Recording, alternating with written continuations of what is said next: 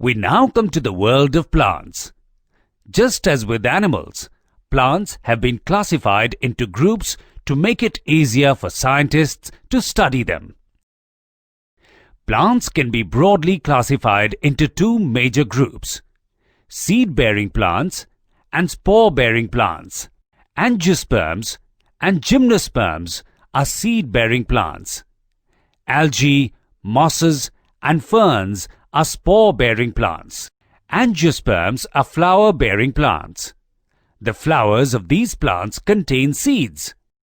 The flowers are brightly colored so that they would attract insects and small animals. These creatures help in scattering the seeds so that new plants would grow.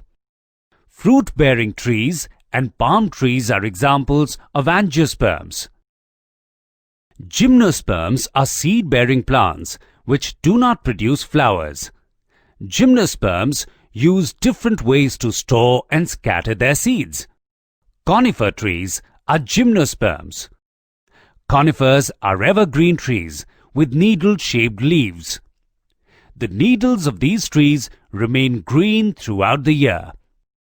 Conifer trees produce cones which carry their seeds.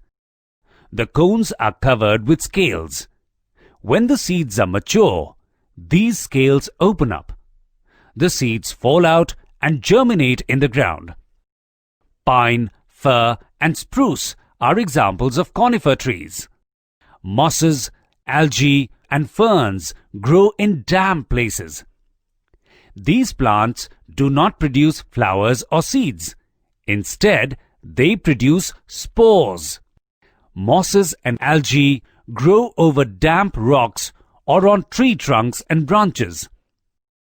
Ferns are vascular plants which produce spores on the underside of their leaves. Spore-bearing plants do not require wind or animals to scatter their spores. Instead, when the plant is mature, they release the spores in the air. The spores float in the air until they land somewhere in the ground. Spores are smaller than seeds and can germinate if they fall in places where the ground is suitable for them to grow.